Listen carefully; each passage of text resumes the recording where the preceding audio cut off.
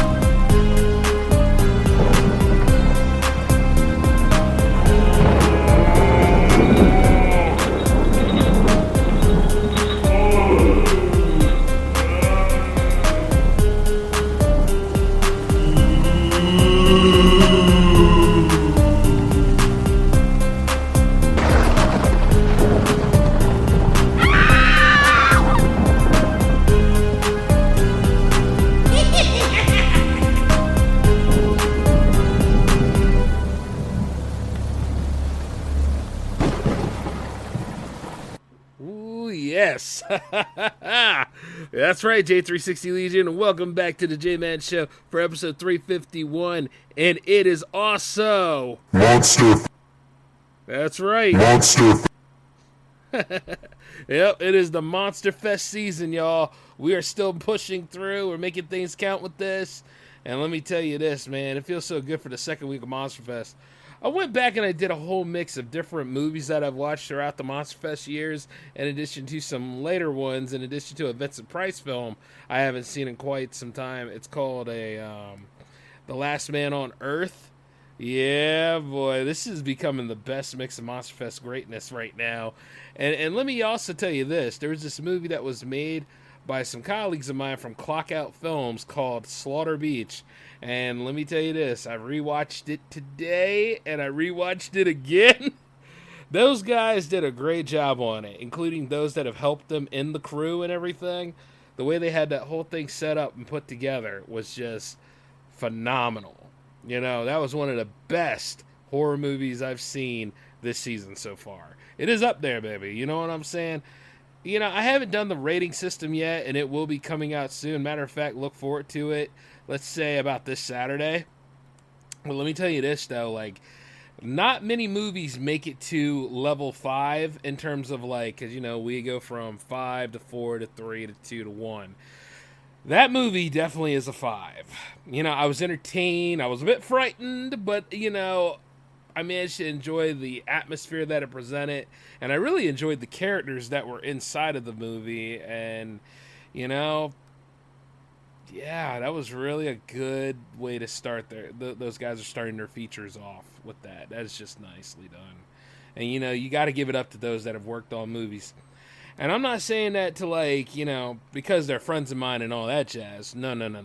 I'm saying this really as somebody outside looking in. The fact that there are people out there who take upon the time, make their ideas, take the risk, take the jump to make movies happen and iconic things coming into play, you got to give them their due respect. And like I say, when I saw what they did and it all came together, I'll be rooting for Clockout Films as much as I'll be rooting for J360 Productions. Or anybody else out there that's trying to work really hard. We are the mad scientists of our time, people. I said that in Jams 100 not too long ago. We are definitely going to be doing it up. This is something to be very proud of, So yeah, shout outs to Clockout Films for a very awesome movie. If you have not had the chance to see this movie, check it out on Tubi right now if you don't have anything else going on. I highly recommend it. It's called Slaughter Beach.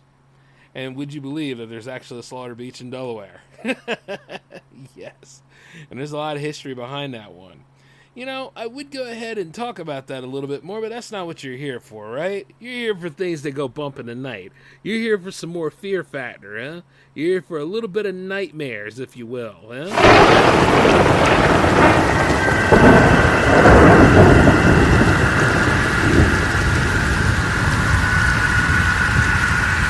Well, I aim to please.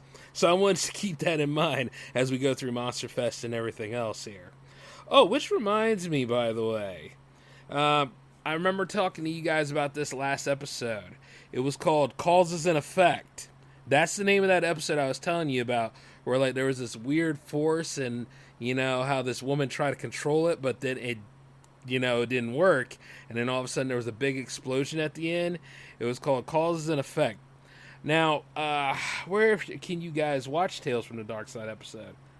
Most likely they're on YouTube floating around, but if you ever want to really look at stuff, I would say look at like some different video sharing sites if you have not taken the time to invest in Tales from the Dark Side, because Tales from the Dark Side, unlike Tales from the Crypt, was on network television, so they couldn't get away with so much that they could get away with. Now, Tales from the Crypt, on the other hand, anything went. Premium cable, baby. That's just how it goes.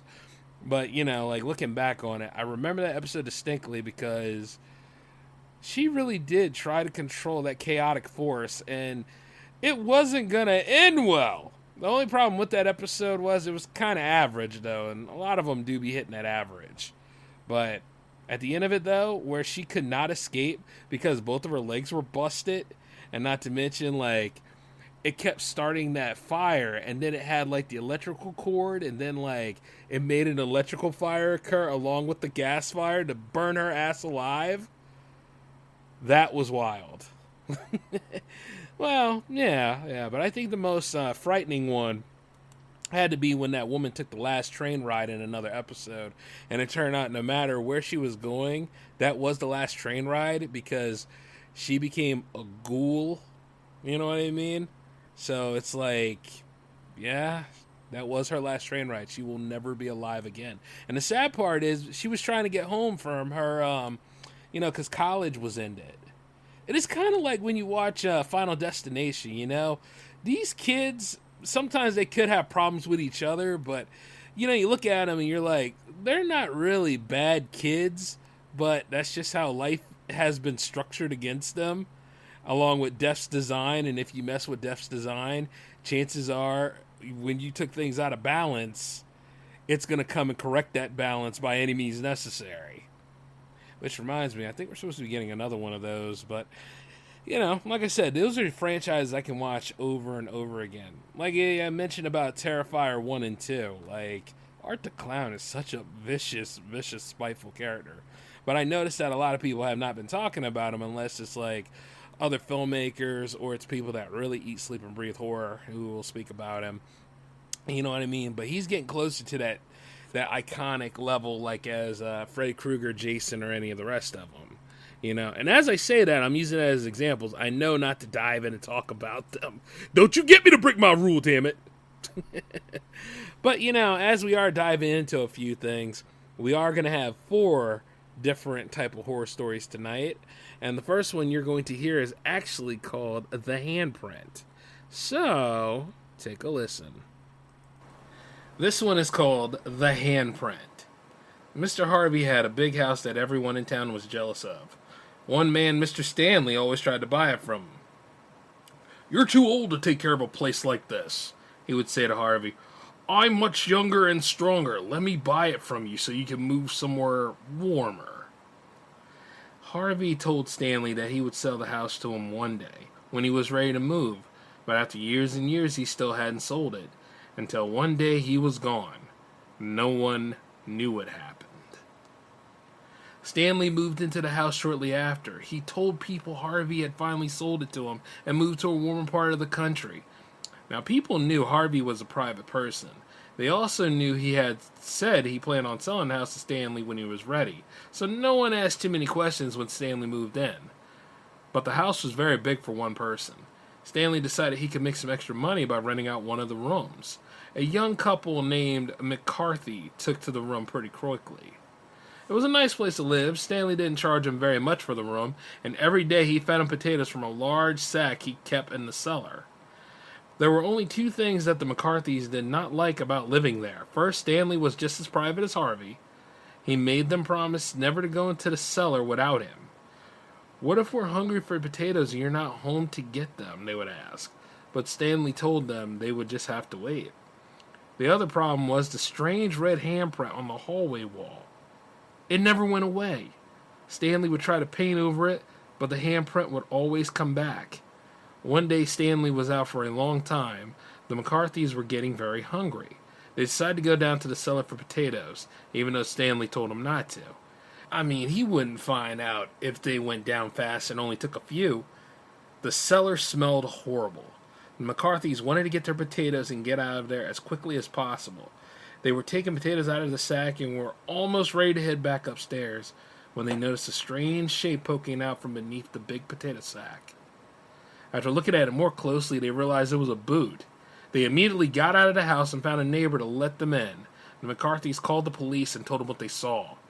When the police went down into Stanley's cellar, they lifted the sack up and found the body of Harvey beneath it.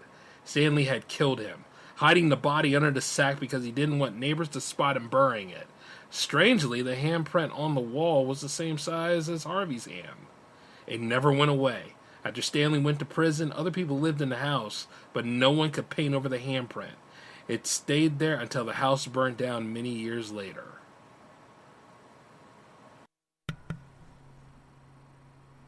You know, that's wild, huh? Yeah, man. You know, now that I think about it, I remember an episode of Beyond Belief where they had a similar situation, and the handprint was instead in a jail, and it belonged to this wrongly convicted criminal. You know what I mean? Yes, he was a criminal, but he was not responsible for the crime that the police officer was interrogating him about. And you know, interrogations in police stations are very interesting things because sometimes they plant evidence, sometimes they lie, sometimes they manipulate. You know what I'm saying? Which is why you should have a lawyer present at all things. But in some cases where there isn't a lawyer, in some cases where there is a public defender, and the public defender isn't there because he's handling another case, you know, a lot of corruption can take place. A lot of convincing to make somebody make a confession takes place. It's very, very questionable on some of the methods that go on. And you see, in this particular case, the convict was beaten.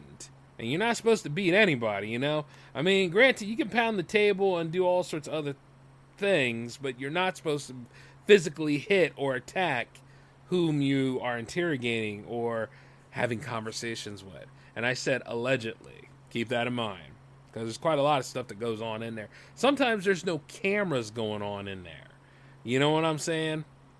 Good cop, bad cop, whatever the technique may be, there's a lot of questionable stuff that happens in interrogations. But you see, as the person was beaten by the cop, whomever it may be, he left a stamp of his hand, his bloody hand after he wiped his face, onto the wall of the cell.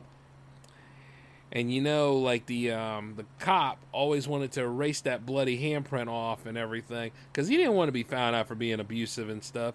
So he had people come in, paint it, repaint it. Hell, he even repainted it himself until, unfortunately, everything caught up with him. He was caught red-handed because of the stamp that was on the wall, and he went crazy about it. Some say he choked himself to death. Some say he had a huge admission of guilt and confessed to what he did. And then, among other things, some people say that he was killed in there. Though at the same time, they didn't see nobody else in the room with him. And to make matters even crazier is, it is true. Or at least it came back true in that episode. But what I'm saying is that a similar thing happened in the story we just heard not too long ago, which is very interesting. But you know, folklore shapes our culture, and as things shape our culture, of course, you know, there's always stories that keep things going. Such as like from, moments where you're in jail or moments where you're caught up in situations you had no control over, or even in moments where, you shouldn't be in certain places because of the history that surrounds them and they're not safe. You understand what I'm saying about that? Like, say, like, out there in Philadelphia, well, geez, any inner city can be a real problem depending on where you go. But I'm really thinking out there in Pennsylvania, there's lots of areas that are filled with darkened lands and darkened landscapes of different things that have different stories. From the bridges you ride across to the turnpikes you ride on, and even the tunnels you go into, like tunnels in the city and all that stuff, or the sewers or anything. They all have a story of their own because of incidences that happen around there. Such as like the Bunny Man Tunnel. Like the Bunny Man Tunnel to this day still has a lot of history about it, because some people say there's someone in there, and then some people say there is somebody near it, or then at the same time they say, guess what? Maybe we are just making too much stories about like an old tunnel that's hardly ever used anymore. But then you wonder, why is it hardly used? And then you wonder, like, what is all the stories and circumstances that surround it? Which is why I have a story here for you all right now, and it is called The Bunny Man. Alright, let's take a listen. There used to be a hospital for crazy people out there in the woods, but more people started building houses in the area. They didn't like the idea of living near insane people, so they got together and forced the people who ran the hospital to shut it down. They just couldn't let the patients free, however, so they sent them to other hospitals instead. During one of the trips, the bus transporting the patients crashed. The driver died, as well as some of the patients, but a few got away. The police were able to find most of them within days. There was just one patient they could never find. He was a crazy man who had killed many people in the past. The police searched and searched, and there was no trace of him, until the bunnies started showing up. People who lived in the area kept finding dead bunnies hanging from trees. They looked half-eaten. Many assumed the patient was hiding out in the woods and eating the bunnies to stay alive. And there was a bridge tunnel nearby. People who drove down it sometimes spotted a crazy-looking man hiding in it. They said he carried a hatchet. They would call the police to come look, but by the time they showed up, he was gone. This went on for years. Then one night, 2 local teenagers parked their car near the bridge. They heard all the stories, but they didn't believe them. They thought it would be fun to scare themselves, though. They didn't see anything for a few minutes, and then suddenly the back windshield shattered. The couple turned around, and there was a man standing behind the car, but it was too dark to see him clearly. "You're trespassing," the man said. "Get away." They did as they were told, driving off in a big hurry. And when they got home, they found a small hatchet in the back seat. Again, the police went out in search of the man, but they couldn't find anything. All they found was a message and the tunnel bridge. It was written in blood. "You will never catch me." And they never did. Wild, right?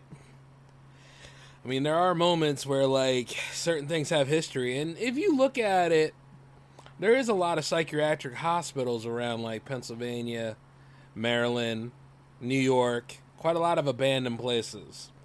And, see, the truth is about the Bunny Man, Bunny Man's been around about as much as the Mothman has. And you see, like, sometimes I think Mothman does exist, because on foggy nights and you get, like, a pinstripe on your car if you're not careful, or things that really, really go bump in the night, because the Mothman is, like, moving at what, like 20 miles per hour or something like that, they say? I mean, 30 if he's flying. But the thing is that there could be anything moving around. And if you have ever looked at the Bunny Man Tunnel in Pennsylvania, that tunnel is really wide and really deep. And how you go down it and stuff like that, tunnels are weird with it their own way. Because some of them can be very dark, and quite a lot of them don't have, like, reflective lighting on the roads. So, you can see where it can be kind of a problem, especially on really, really old roads like that. And it's a very long tunnel, too. So there might be a moment where somebody could be hiding in there at any time. Creepy as hell, yeah, I know, but it's like, when you really think about it, just be safe and don't stay there too long if you can't handle it, Especially if you don't see a stop sign there, and, You know that you gotta keep going. Just keep going. Yeah, they never did catch him. If he's real. If he's real. But yeah, as wild as it can be, talking about urban legends and stories like this and all. I mean, I think it would be fair to talk about a nice urban legend, to keep the holiday season going here for you all. Yeah, you might as well say Halloween is part of the holiday season. Don't even kid on that. Halloween is like, what? Now is the most commercialized event in our lifetime, followed by Christmas. Because like I said, nobody's thinking about turkeys anymore. Of course, I do want to see the parade this year. Hey, look, I'm ready for it, man. I mean, we all got to go through it anyway. But as I'm telling you this, though, we dived into PA not too long ago. We might as well take a look over at the state next door. Either way, they're both neighbors to Delaware. Let's go ahead and take a look and see what's happening on the other side of the pond. You probably already know what I'm referring to, but in case you haven't, take a listen to this story called Another Child. So, let's go on ahead and listen then. Mrs. Leeds was very poor. She lived out in the woods with her husband and 12 children. It was very hard taking care of such a large family. One day, Mrs. Leeds found out she was pregnant with her 13th child. She didn't know how she would be able to care for another. "Let this child be the devil," she cried, when she learned she was pregnant. Months passed until the night came for her to give birth. There weren't many hospitals back in those days, so she had the baby at home. The family gathered around as a nurse helped. It didn't take long for the baby to arrive. For a moment it looked like a normal child. Then it began to change. The wings began to sprout from its back. They looked like bat wings. Next it grew a long tail. The child's body started to grow until it was almost the size of a man.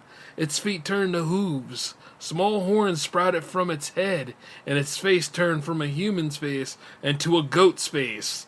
The monster flew around the room. It killed the nurse, then flew off into the night. Everyone thought Mrs. Leeds had killed the nurse and her baby when she told the story, but no one could prove it. And they knew she hadn't wanted another child.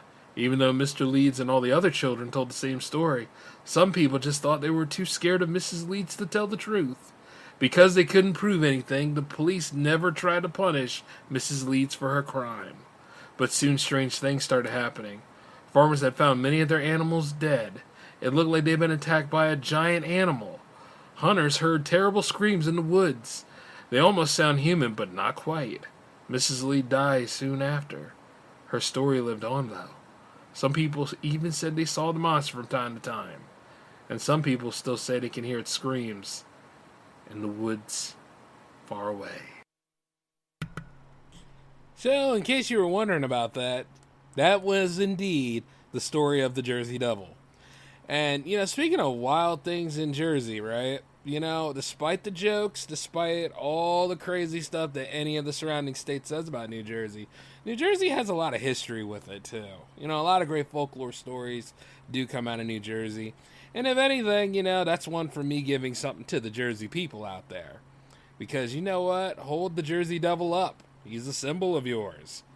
And I'm not including the damn hockey team because I'm a Flyers fan and this is a Flyers house. Deal with it. And I need that, though, after what happened in that Phillies game. The Phillies are gone, yet the Mets are in. We stomped the hell out of the Mets to make sure that didn't damn wild card. It needs to be said, y'all. And I'm being very mild about it because, I'm trying to be in a place of zen right now, even though I'm doing the Monster Fest and shit be wild. But that right there, hey, I can't let that slide. It hurts. I do not want to see that. I mean, it's bad enough I didn't get half of what I wanted when the Orioles got, eliminated. Even though the Orioles were playing a lot better ball than we are. What the hell is going on? I can at least say that. So, But as I go about it, though, the story of the Jersey Devil has always been pretty interesting to me. And I wanted to recite that classic tonight to all of you. So that's what we were doing right there. Speaking of which, though, I wonder where it is now.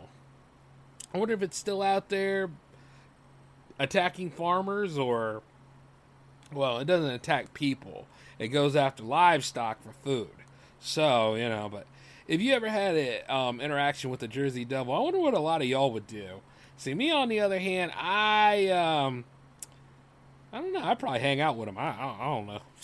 I meet wild people all the time, you know what I mean? So I don't mind making friends with the supernatural from now and again.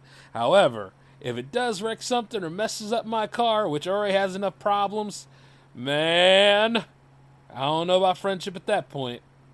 You know what I'm saying? But hey, I just figured I'd go ahead and let you guys know about that stuff. But yeah, I would like to say that there's something out there in those deep woods around like New Jersey. Like if you take your mind out of the city, right? There's a lot and lots of deep dark woods in New Jersey, which is why it makes it a perfect spot to film a lot of horror films in. So yeah, I'm sure he's real, or he was real at some point. And then again, you never know. It could be Bigfoot out there too, and they just having a party. Yes. A lot of wild stuff going on in these old surrounding areas. But I remember last time when we did this show, right? I had you guys listen to an old story about babysitters, and we talked about like how babysitters and the story that's around them are pretty much, a staple when it comes to horror films. Well, let's keep that same tradition going. Oh, and by the way, if you're listening on Red Circle, ads are right here. Gotta say it, need money. But moving forward, though, let's go ahead and keep on talking about certain staples. Have any of y'all seen Sleepaway Camp? Have any of y'all seen that crazy-ass ending to Sleepaway Camp? It still rings in my head. The fact that when you find out that Angela is a lot more atomically correct than you think she is, yeah.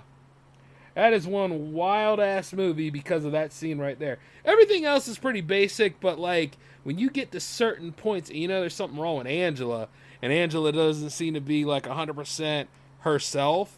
Matter of fact, that's half the movie right there. And I'm sure a lot of you guys know that twist ending, but, it still bothers the hell out of me today, the way they made it. And at that point, that's one of those movies that does not need sequels. It has sequels, yes, but it don't need it. And after all the crazy stuff that went down in that movie, we're going to have to go ahead and let you know this. The staple that we're going to look at tonight, returning back to, is usually the campsite. The old classic campsite.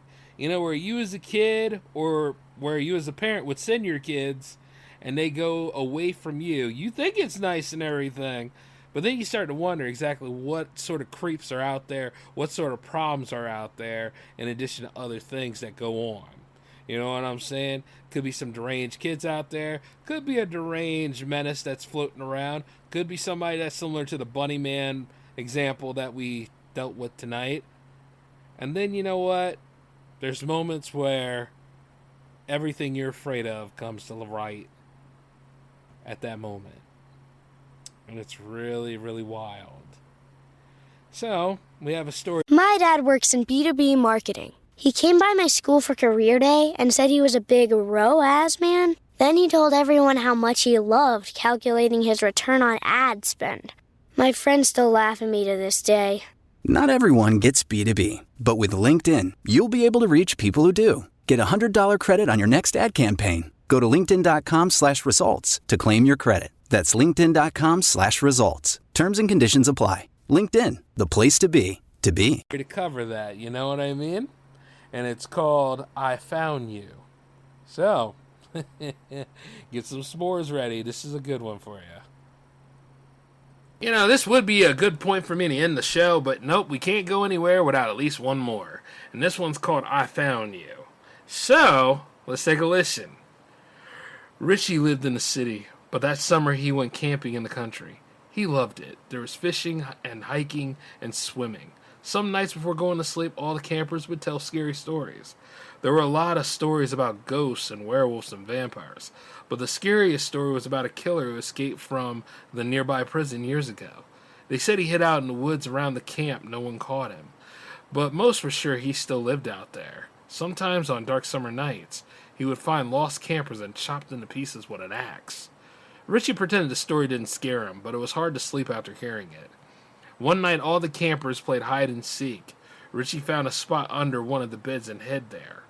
A few minutes went by, and then a few minutes more, and soon a half hour passed. Richie started to get scared. The game should have been over by now. He crawled out from under the bed and started looking around for the camp, but no one was in sight. Richie called out the names of the other campers, but no one responded. He searched for a very long time. He tried to tell himself all the other boys were playing a joke on him. After all, he was the new camper that year, and they were just trying to scare him. He wanted to believe that, but he wasn't so sure. After almost an hour of searching, Richie headed back to his room. He didn't know where else to go. He hoped if he waited long enough, the other campers would finally show up. When Richie got to his room, it was dark. He tried to turn on the light, but it wouldn't work. Richie shined his flashlight through the room. When he pointed it at the back wall, he screamed in terror. One of the other campers was lying against the wall. There was a dark blood stain on his shirt. Richie turned around to run, but there was a tall figure standing in the doorway, blocking his way. The man was holding a very big axe, and with a toothy grin, he said, "I found you." Dun, dun, dun, dun, dun, dun, dun. Pow! Dun, dun. You see, the thing about it is, you wish I would pop in there with my Waller PP7 and fired and shot that insane psycho before he got the child. But at the end of the day, we might as well tell the truth, and the truth is a lot more horrible than you think it is. Moving forward. I mean, it's true. I would have happily came in there to save the day, but I'd be lying. And you just can't have that. But you see, if anything else, that's just what's so creepy about venturing out into areas like that. But at the end of the day, you got to also realize, why would the psycho killer want to go after you? You know what I'm saying? You ain't got to worry about none of that stuff. Ain't nobody going to attack you. You don't have to look behind your shoulder. At the end of the day, what the hell that is over there.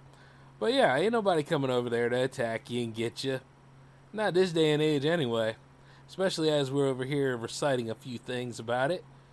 And not to mention, I think the scariest story I have ever told on this one was when it turns out that these people were sitting in a classroom and they had a teacher, and the teacher did not have a problem using physical force against them because he wasn't a teacher at all. Matter of fact, he was a sane killer too. And he wanted to let them know that he ran things. So, little things like that are a reason why things go bump in the night. But you know what? As we're sitting here right now, I got to let you all know that there's a few interesting things that are happening in J360 Productions now. Now that I have 10 videos, we do have J360 Jams 11 on deck. However, we are going to have to push it back because I got to go ahead and work on it. So it won't be landing tomorrow. Here's my whole thing. Come back on, Saturday. It will land. All right? And then not only that, I have the Project Conference 14 all set and ready to go. And that's going to be landing next week too. So next week is going to be a pretty big week for Monster Fest.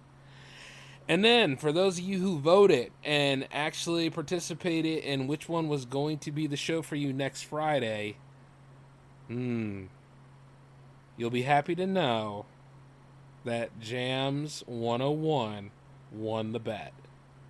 It is on deck. It is accepting submissions now. For those of you that would like to submit your 2 tracks, remember, email me at j360jams@gmail.com. And then it must be 2 because this is the radio show. And if how this is all going down and everything, I'm looking forward to seeing which one of you are out here ready to present your music. And then not to mention, of course, the art is out there. In addition to where we're going to go with the next J360 TV specials here. This is going to be lit. And speaking of which, for those of you that sign up for the Discord, I will give you all a message soon because there are things that you are going to be seeing. Instead of the clips that I usually have for Monster Fest this year, we're going to do some screenings. So, Yeah, you know what I mean? The invitations are going to be coming right for you, and we're going to start doing that as soon as possible. Just wait for my invitation. All right? And for those of you that know me and stuff like that and want a special invite in, don't you worry. I got you covered. Okay? So that being said, to all of you right now, I got to get out of here, because, well, the dead ain't the only thing that's rising around here. I'm out here too, like Michael Jackson. So here's the thing. Let's go on ahead and say goodnight, y'all, because this is the time to leave. All right? So, this is J-Man signing off. Peace. J360 Radio.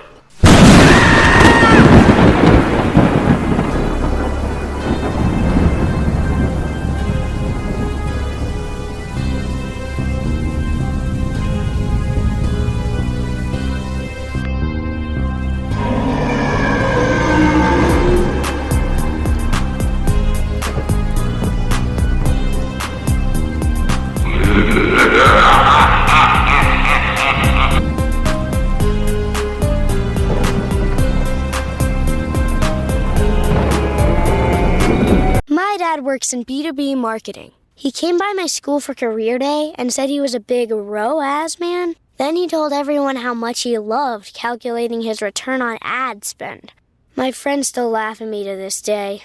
Not everyone gets B2B, but with LinkedIn, you'll be able to reach people who do. Get a $100 credit on your next ad campaign. Go to linkedin.com/results to claim your credit. That's linkedin.com/results. Terms and conditions apply. LinkedIn, the place to be, to be.